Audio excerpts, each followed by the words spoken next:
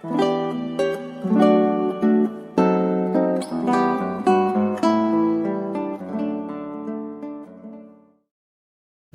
están, hermanos? Buenos días. Es un gusto volver a predicar la palabra de Dios después de estar ya algún tiempo ausente.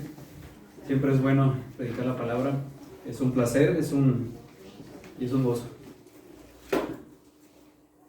Vamos a orar, hermanos, antes de iniciar el mensaje. Padre bueno, bendito tú eres sobre todas las cosas. Eres mi Dios, eres nuestro Dios, y estamos aquí reunidos en tu nombre. Te rogamos que tú nos hables a través de tu palabra, Señor, que me ayudes a predicar tu palabra con pasión y por amor a tu pueblo y por amor a aquellos que no te conocen, Señor. Sé tú glorificándote en esta mañana, sé tú mostrando a tu Hijo. Y Señor, si hay alguien aquí sin Cristo, yo te ruego que tú hagas una obra de salvación. Para aquellos que estamos en Cristo, ayúdanos, Señor, a mirar a Cristo y hacerlo Él como nuestro todo, como lo único, como si fuera lo único y realmente es lo único de valor, realmente de valor eterno que tenemos en esta vida. A ti nos encomendamos y te pedimos esto en el nombre de Cristo. Amén. Amén. Vivimos en una época en el que el panorama se escucha un poquito. Okay.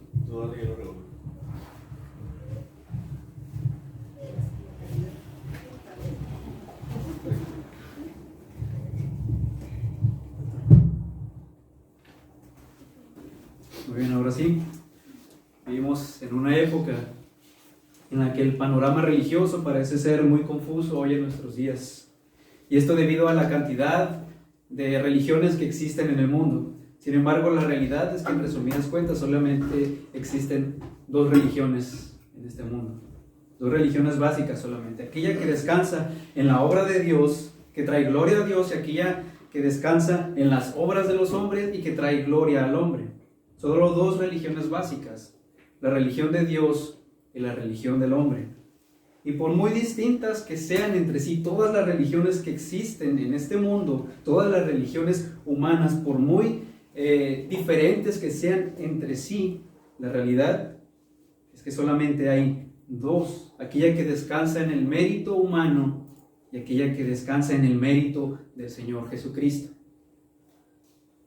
Solamente el Evangelio proclama una obra diseñada y ejecutada por Dios el Padre, que a través del Hijo, y que es aplicada a nuestros corazones en el día de hoy.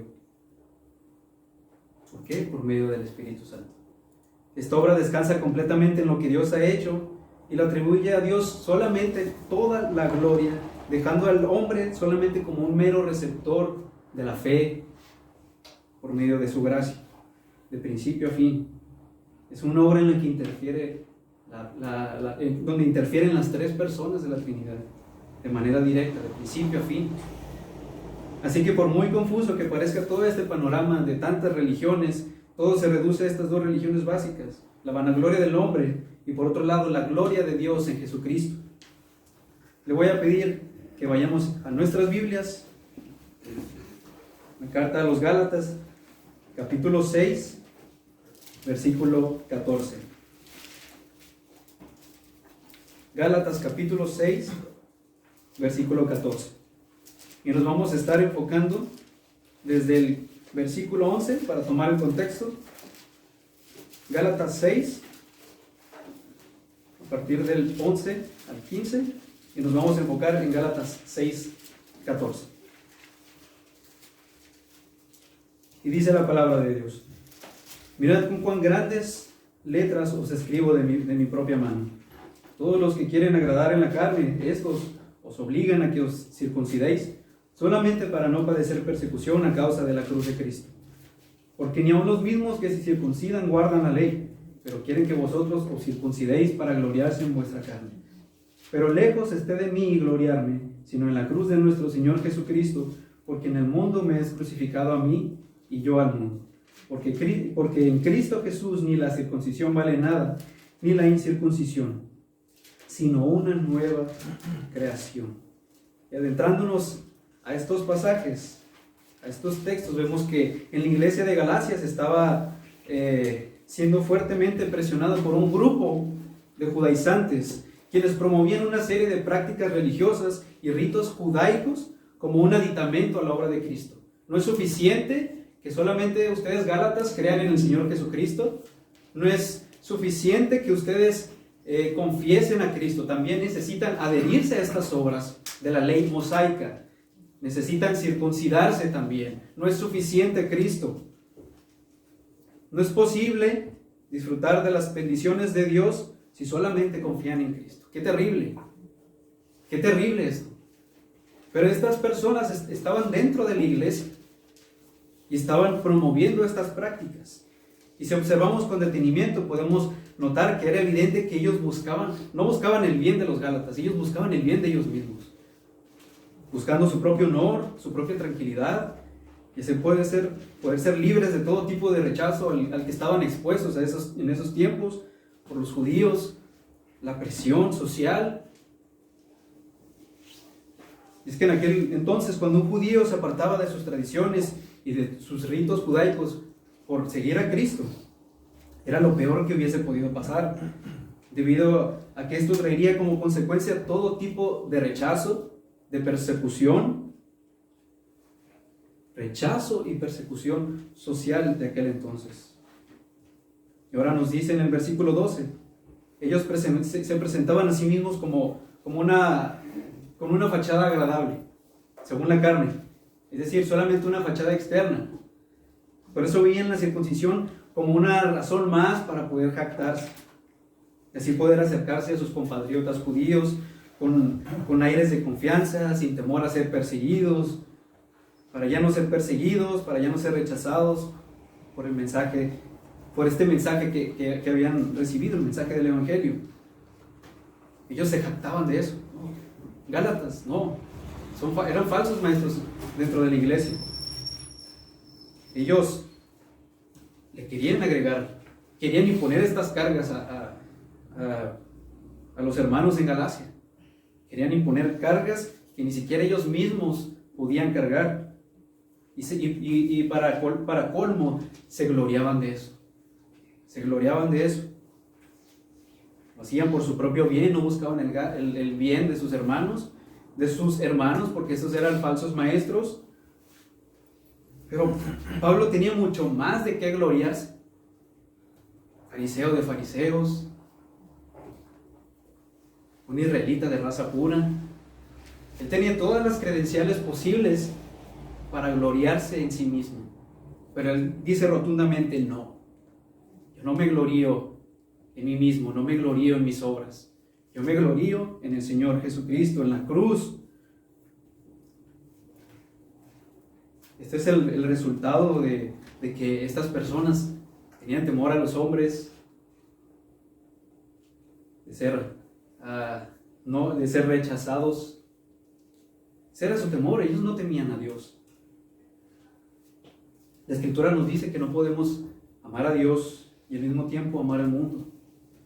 No podemos tener una relación genuina con el Señor Jesucristo si amamos este mundo, más las cosas de este mundo que Dios mismo. No es posible conciliar estas dos opciones al mismo tiempo.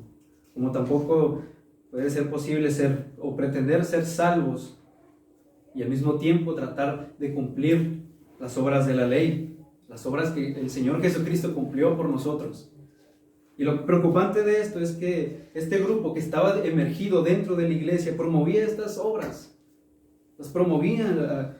Es como si alguien llegara aquí a nuestra iglesia y estuviera diciéndole a los hermanos, causando alboroto: no, hermanos, no, ustedes no es suficiente con que crean en Cristo, no es suficiente que lo confiesen. Pero ¿qué debemos hacer nosotros a Dios? No son bienvenidos aquí. Por eso el apóstol Pablo escribió esta carta. Hermanos, tal como la levadura de los fariseos, nosotros debemos cuidarnos mucho también de esto, porque podemos ser tentados a cargar con este mismo mal. Quizás no les vamos a imponer a otros hermanos que tengan que cumplir la ley o que tienen que circuncidarse,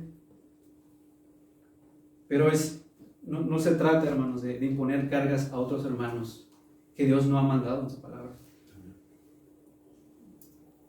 ¿no? Y no estoy diciendo que con esto no debas exhortar a tu hermano a que lea las Escrituras, a que tenga sus tiempos de oración, o a que acuda a las reuniones públicas de la iglesia, o cuando la iglesia se reúne. No estoy hablando de eso.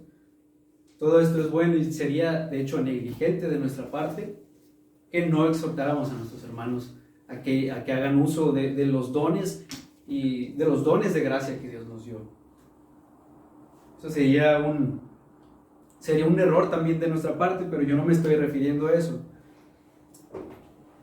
Estoy hablando de esas cargas impuestas, cargas religiosas, esas disciplinas que nosotros tenemos para tratar de imponerle a otros hermanos. Es a eso a lo que me refiero. Y eso es precisamente lo que el apóstol Pablo responde de una manera muy tajante en el versículo 14.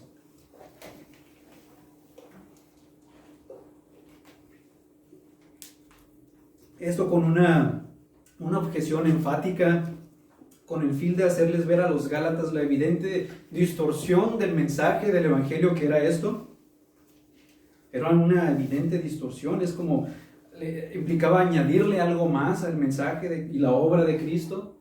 No era suficiente, ellos decían.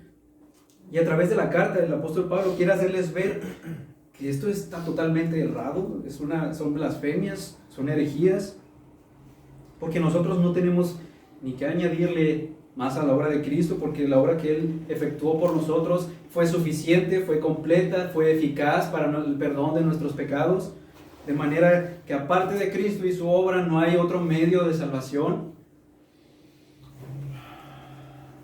Es entonces ahí cuando cobran sentido las palabras del apóstol Pablo en Gálatas capítulo 6 versículo 14.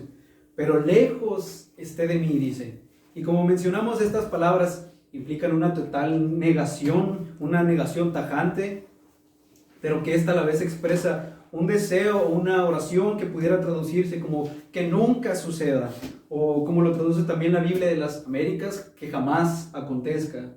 Esto conlleva la idea de algo que es totalmente inconcebible, y es que Pablo usaba mucho esta expresión en la carta que envió a los romanos,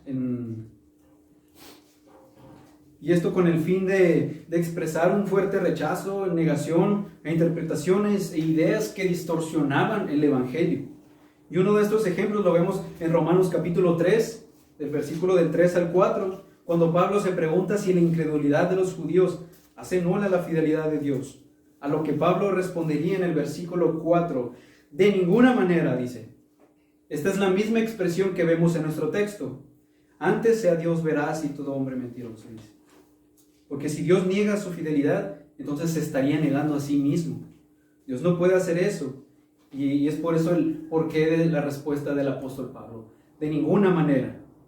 La mera posibilidad de que Dios pudiera ser infiel a sus promesas es hacerle a Dios mentiroso. Es hacerle a Dios como un mentiroso. Por eso es que usa esta expresión. Con mucha firmeza, Pablo rechazaba esta idea. Lejos esté de mí que yo pueda llegar a hacer algo o creer algo como eso. Lejos esté de mí. Podemos también expresar esta misma idea, pero de forma positiva. Por ejemplo, lo que Pablo está diciendo aquí es que hay una sola cosa en el mundo en la que yo me glorío. Esa es la expresión positiva. Hay una cosa en la que yo me glorío. Hay una cosa que es motivo de gozo, hay una sola cosa que es motivo de alabanza, de regocijo, de alegría en mi corazón. O dicho de otro modo, Pablo dice que tiene una sola pasión y una sola meta en su vida que lo cautiva, que lo motiva a hacer lo que hace y decir lo que dice. Y era tan solo el hecho de saber que el Hijo de Dios había efectuado una obra suficiente en favor de su alma y de nuestra alma, solamente en la gloriosa cruz del Señor Jesucristo. Pero lejos esté de mí gloriarme, sino en la cruz. Porque si podemos gloriarnos en algo, no es en algo que nosotros hayamos hecho o en algo que vayamos a hacer. Es en la cruz de Cristo. Ahí está nuestra gloria. El único lugar seguro para nuestro descanso es solamente en la cruz. Que Dios nos ama por Cristo, no por lo que mucho nosotros podamos hacer.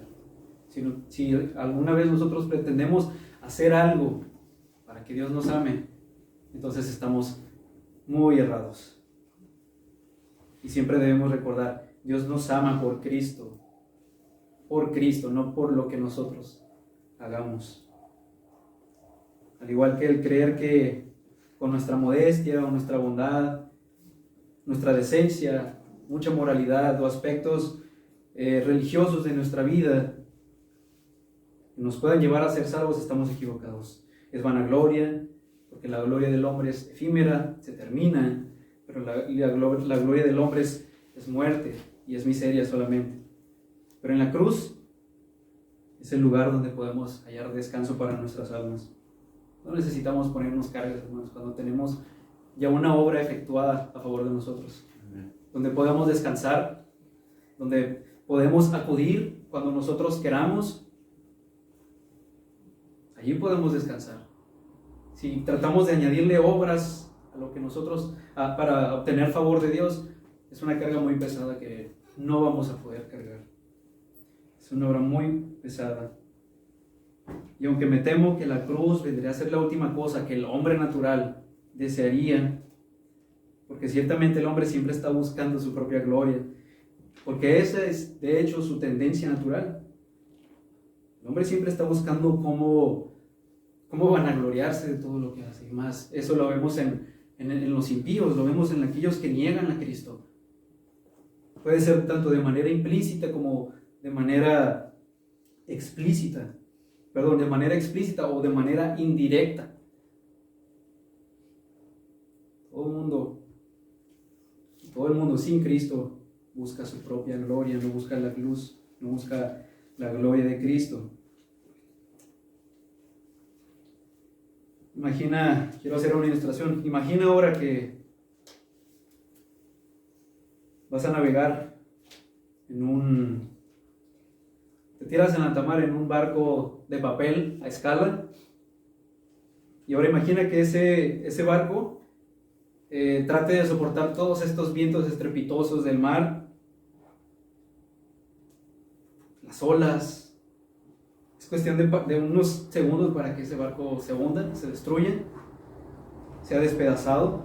Pero alguien aquí pudiera decir, ¿por qué alguien con un juicio sano se puede fabricar un barco de papel a escala para salir y navegar? Tienen su sano juicio haría eso. Pero ese es precisamente mi punto. No hay juicio sano en hacer eso cuando tienes toda la tecnología a tu alcance para hacerlo en un barco de verdad. Es eso mismo cuando pretendemos ganar gloria con nuestras obras. No hay juicio en eso. Es lo mismo. Por eso ese pensamiento es totalmente normal en el hombre natural. El hombre va a buscar navegar en un barco de papel. No va a buscar un barco real. Porque sus facultades de raciocinio están anuladas por el pecado en sus vidas. Es irracional el hombre. Sus afectos son pecaminosos y va a buscar siempre una oportunidad para gloriarse en sí mismo. El hacer obras para agregar valor a la salvación que hay en Cristo, pisoteando y haciendo a un lado la obra de Cristo. Y aunque aparentemente buscar justicia en nuestras obras pueda ser algo más placentero, algo menos pesado, porque te hace sentir bonito o te hace sentir realizado, la verdad es que si tú estás confiando en eso, entonces hay un inminente peligro en el que estás tú expuesto. Hermanos, esto que acabamos de ver acerca de las obras y la gloria humana, esto vendría a ser un contraste siempre con la gloria de la cruz. Porque gloriarse en la cruz significa atribuirle todo el mérito a otra persona, aquel que vino a morir por pecadores como tú, como yo, nuestro bendito, grandioso y salvador Jesucristo, que nos amó, nos perdonó nuestros pecados, aun cuando éramos pecadores, dignos de toda la ira de Dios. Por eso es el énfasis tan marcado del apóstol Pablo en el versículo 14, que si de algo deberíamos de gloriarnos, sería solamente en la cruz. Solamente en la cruz, ese lugar al que también Dios nos ha llamado a gloriarnos. Gloríate, pero gloríate en Cristo, gloríate en la cruz. Por eso para una persona es muy difícil, para una persona, un hombre natural, en su pecado, le es muy difícil desprenderse de su estilo de vida en vez de entregarse a Cristo, porque ama tanto su pecado que teme abandonar sus borracheras, sus parrandas, sus mentiras, sus chismes, fornicación, todo aquello que Dios aborrece. Por eso para el hombre es muy difícil buscar gloria en la cruz, porque eso significaría dejar todas aquellas cosas que ama. Pero alguien a quien sus pecados les han sido perdonados, la cruz verdaderamente es un motivo de alegría, de gozo, de gloriarse en la cruz. Ese es un motivo suficiente, hermanos, para nosotros. ¿Estás gloriándote continuamente en tu Dios, en Cristo, en la cruz? ¿Cuántos momentos al día meditas en la cruz? ¿Cuánto tiempo estás a solas con tu Señor y piensas en esto? Simplemente ver el gran valor que hay en Cristo. ¿Cuánto tiempo en nuestras vidas meditamos en esto? Que no hay otra cosa, en esta vida en la que nosotros podamos gloriarnos que de verdad valga la pena. Porque gloriarse en la cruz significa gloriarse en algo que es eterno. Nos estamos gloriando en Cristo, nuestra roca. Cantamos hace unos momentos, Él es nuestra roca. Esta verdad siempre debe llevarnos a nuestras rodillas, a conmovernos, a compugir nuestros corazones al señorío de Cristo, el simplemente tener comunión con Él, estar con Él, saber de lo que Él hizo por nosotros. Es un motivo suficiente para decir: yo me voy a gloriar en mi Dios, yo me voy a gloriar en la cruz. ¿No es este el estimulante que necesitamos, el estimulante suficiente en nuestras vidas para llevarnos a Cristo? Oh, mi Señor murió por mí. ¿Cómo no voy a vivir para Él? ¿Cómo no voy a gloriarme en Él?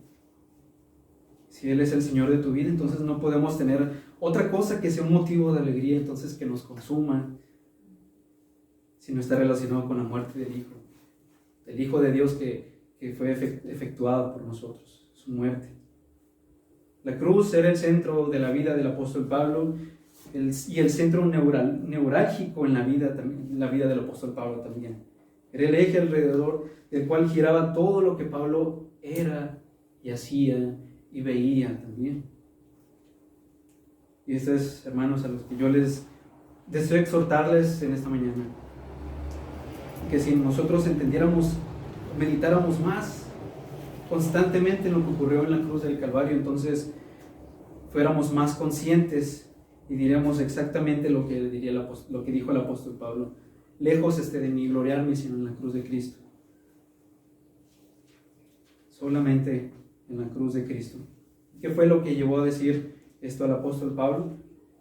Tal vez aquí alguien diga: bueno, pero esa es una pregunta evidente.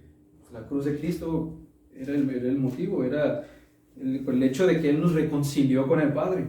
Eso es evidente, es verdad. Cristo pagó por nosotros y nos dio salvación, es verdad, pero quisiera yo poder ampliar un poco más este concepto de salvación para que entonces podamos apreciar más la cruz de Cristo. Y va lo siguiente, yo me temo que nosotros limitamos muchas veces los beneficios de nuestra salvación únicamente como a las cosas espirituales que nosotros recibimos de Dios. ¿Sí? Quisiera que viéramos esto dentro de una perspectiva más amplia. Porque aparte de la cruz, lo único que nosotros merecemos es la ira y la condenación de Dios, porque Él es justo y la paga del pecado es muerte. Nosotros merecemos ira. Es normal o sería justo que Dios nos pagara conforme a eso. Y de hecho, nosotros no deberíamos recibir ni siquiera ninguna bendición de su mano. Y yo cuando hablo de beneficios me refiero a cualquier tipo de beneficios que tú puedas tener en esta vida. No solamente al perdón de tus pecados, no solamente a la vida eterna. Cualquier cosa que tú recibas en tu vida que es beneficio, es un beneficio de parte de Dios. ¿Tienes un buen trabajo? ¿Tienes un techo donde vivir? ¿Tienes comida? ¿Tienes esposa, esposo, hijos? Todo eso viene de parte de Dios. Esta es una bondad que es asombrosa de parte de Dios porque nosotros no merecemos estas cosas. Nosotros merecemos absolutamente lo contrario y ninguno de nosotros debería de recibir nada bueno de parte de Dios. Sin embargo, Él nos colma con tantas bendiciones día a día.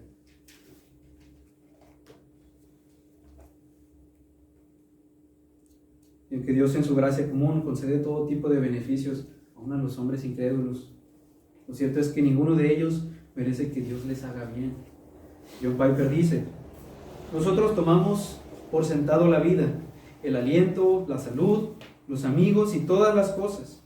Nosotros pensamos que todo es nuestro por derecho, pero lo cierto es que no tenemos ningún derecho a esas cosas, más bien somos doblemente inmerecedores de ellas. Y Piper explica el por qué. Primero, porque nosotros somos criaturas y nuestro Creador no está atado u obligado a darnos nada, ni la vida, ni la salud, ni ninguna otra cosa. Y en segundo lugar, somos doblemente inmerecedores porque aparte de criaturas, somos pecadores.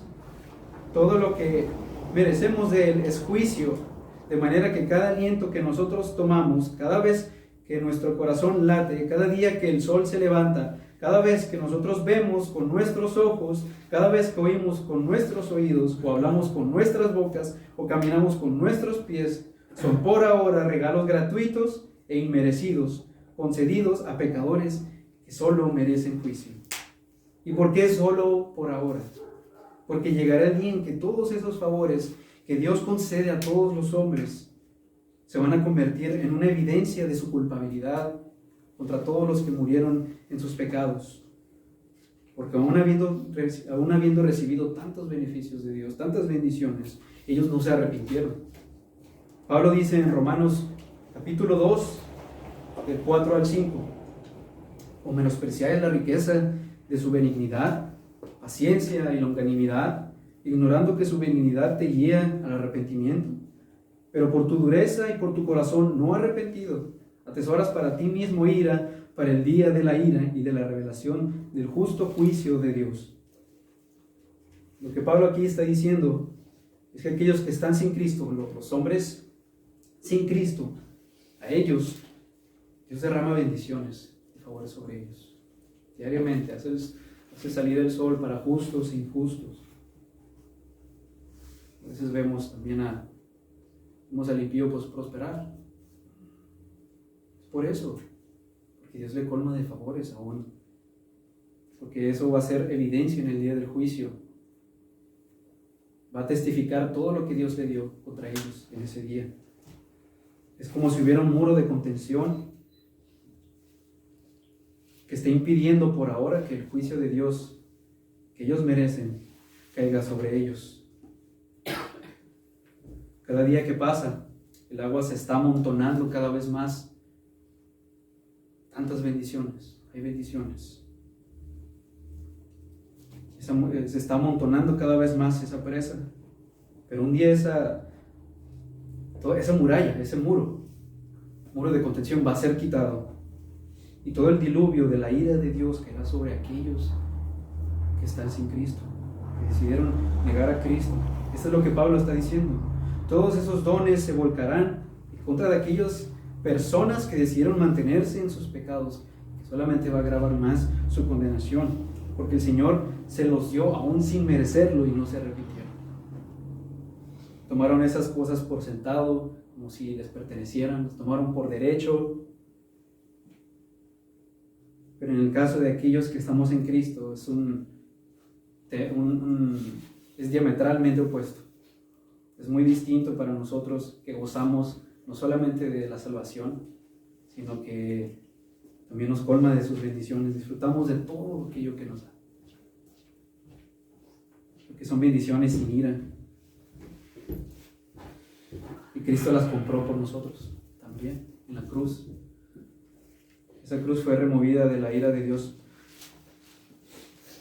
sobre nosotros, y ahora lo que recibimos de su mano solamente son bendiciones, bendición tras bendición, aunque muchas veces esté disfrazado tal vez de un papel extraño que no parece de regalo, pero a fin de cuentas todas las cosas que Dios nos da son buenas y son para nuestro bien, que recibimos de su parte.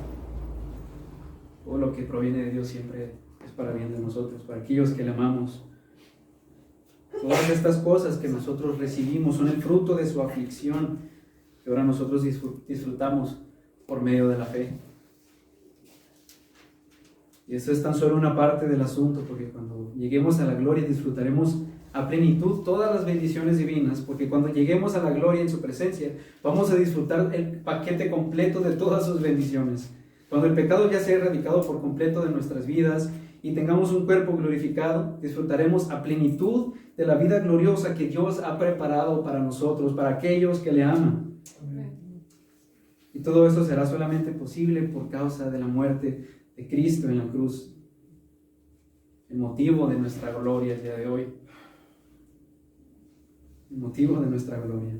Veámoslo también de esta manera. Sabemos que Dios derrama sus bendiciones a mucha gente, lo que acabamos de decir,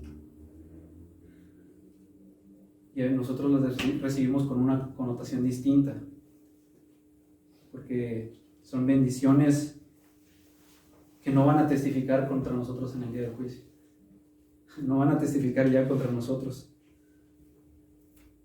porque somos sus hijos, porque estamos en Cristo y porque fuimos comprados por su sangre. Es por eso que el cristiano, nosotros cometemos un error muy grande cuando nos concentramos más en las cosas legítimas que Dios nos da, en lugar de el dador de esos dones o de esos regalos legítimos que Dios nos da. Cometemos un grave error cuando nos enfocamos más en cosas materiales, incluso no materiales, como la salud, en cualquier otra cosa que se te ocurra que sea una bendición para ti. Cometemos un error si nos enfocamos más en ese regalo que en el mismo dador de los regalos. Cometemos un error muy grave. El Señor Jesucristo merece toda gloria, todo honor, toda gratitud, y no solamente porque nos salvó sino también porque nos concedió vida eterna. Por todas las cosas buenas que Él preparó para nosotros. Es por eso que el motivo este es el motivo suficiente para darle la gloria solamente al Señor Jesucristo y gloriarnos en la cruz. Por eso quería ampliar un poquito más, para que seamos más conscientes de esa salvación tan grande, de todo lo que abarca, para que no busquemos gloria en esas cosas y busquemos solamente gloria en la cruz, gloria en el Señor Jesucristo. Gloriarme en Él. Que el gloriarte en Él sea siempre el motivo que te levante cada mañana. al ir al trabajo, al ir a tu escuela, según estudias. Yo me glorío en Cristo. Me glorío en esa cruz, en esa gloriosa cruz. El Padre diseñó toda esta obra en favor de nosotros, de manera que el Señor Jesucristo, su Hijo, recibiera toda la gloria. Pablo dice en Colosenses 1, para que en Él tenga toda la preeminencia. Todo esto, hermanos, debe siempre llevarnos a los pies de la cruz. Si Él me da de su favor, ¿cómo yo he de gloriarme en otra cosa? Si Él me da de su amor, de sus bendiciones, ¿cómo yo me voy a gloriar en otra cosa que no sea en mi Señor? Recuerda todo lo que Cristo compró para ti y busca gozo y tu alegría solamente en aquel que ama tu alma. Y en un sentido más práctico, ¿qué es lo que esto debe provocar en nosotros? De manera en la que nosotros lo podamos aplicar en nuestras vidas. Que de hecho es la única perspectiva de la vida, de vivir en esta perspectiva. Y este es el resultado. Y nos lo da en Gálatas 6:14 también. Nos dice, pero lejos esté de mí gloriarme, sino en la cruz de nuestro Señor Jesucristo, y aquí está, porque en el mundo me es crucificado a mí, y yo al mundo. Ahora aquí entendía que por causa de la muerte de Cristo y nuestra asociación o unión con Él por medio de la fe, nuestra relación con Él ha cambiado ahora de manera drástica. Sin Cristo amábamos el pecado, estábamos muertos, éramos esclavos, éramos enemigos de Dios, estábamos vivos para el mundo, pero muertos para Dios. Mas ahora que estamos en Cristo, estas circunstancias han sido ahora invertidas. Han sido invertidas ahora. Porque ahora somos sus hijos y estamos muertos al mundo, pero ahora estamos vivos para con Dios por causa de Cristo. Y de hecho la mejor explicación de esto nos lo da el mismo apóstol Pablo en el capítulo 2, versículo 20 de Gálatas, cuando dice, con Cristo estoy juntamente crucificado, y ya no vivo yo, mas vive Cristo en mí. Y lo que ahora vivo en la carne, lo vivo en la fe del Hijo de Dios, el cual me amó y se entregó a sí mismo por mí. Ya no vivo yo, dice el apóstol Pablo. Nuestro yo pecador fue crucificado juntamente con Cristo en la cruz, de manera que ese viejo yo ya no existe ahora, si estás en Cristo. El yo que ahora vive es el nuevo yo de la fe. La nueva creación vive, el creyente vive, pero el viejo yo ya murió en la cruz, Jesús. Ese viejo yo se gloriaba en un montón de cosas. En un montón de cosas nos gloriábamos cuando estábamos en Cristo. Pero no nos gloriábamos en Dios, ni en su Hijo. No nos interesaban sus asuntos. ¿Recuerdas cuando eras inconverso? ¿Y recuerdas aquellas cosas en las que tú te gloriabas? ¿Qué cosas consumían tu mente? Que lo llevabas continuamente pensando. Ese viejo yo vivía una vida de autoexaltación de sí mismo. Ese viejo yo veía como su más grande objetivo el hacer su propia voluntad, el vivir la vida, el vivir tus sueños, el vivir como bien te pareciera. Al cabo no le haces daño a nadie. Procuramos solamente nuestro deleite, nuestra satisfacción personal. Pero ahora si estamos en Cristo, ese viejo yo ya ha muerto. Ya fue clavado en la cruz. Ahora vive el nuevo yo de la vida que Dios ha implantado en nosotros por medio de su Espíritu Santo. El día en el que nuestros ojos fueron alumbrados por la luz de Cristo, cuando nacimos de nuevo. De ese modo el poder que el mundo ejercía en nosotros ahora fue destronado. El mundo ya no tiene ahora poder sobre nosotros. Ya no tiene poder sobre nosotros. Ahora estamos vitalmente unidos a Cristo por la fe en la cruz. Cristo fue nuestra representación tanto en su muerte como en su resurrección. Esto debido a la unión que ahora tenemos con Él por medio de la fe en su gracia. Esto trajo como consecuencia la crucifixión de nuestro viejo yo. Ahora las cosas viejas pasaron, ahora son hechas todas nuevas. Nuestra naturaleza ahora es distinta, aunque sí, tenemos una batalla incesante y violenta con nuestro pecado, porque aún hay vestigios de pecado en nuestras vidas, pero ya no nos gloriamos en eso, ya no buscamos gloria y honra en esas cosas, ya no nos deleitamos en el pecado, aunque eso sea muchas veces nuestro tropiezo, muchas veces. Nuestro viejo yo siempre va a buscar manifestarse. Debemos ser conscientes de eso, pero por eso podemos acudir a nuestro buen Dios y Salvador Jesucristo. Ahora clamamos: miserable de mí, como el apóstol Pablo, ¿quién me librará de este cuerpo de muerte? En Cristo ya no somos más aquello que un día fuimos, porque por la fe hemos mirado la gloria de la cruz como algo mejor, como algo más sublime que cualquier otra cosa que pudiéramos poseer en esta vida. Y si tú tienes esta fe, entonces ahora vives por esa fe. Esta fe que es afirmada por el Señor Jesucristo, quien es el autor y es el consumador de nuestra fe.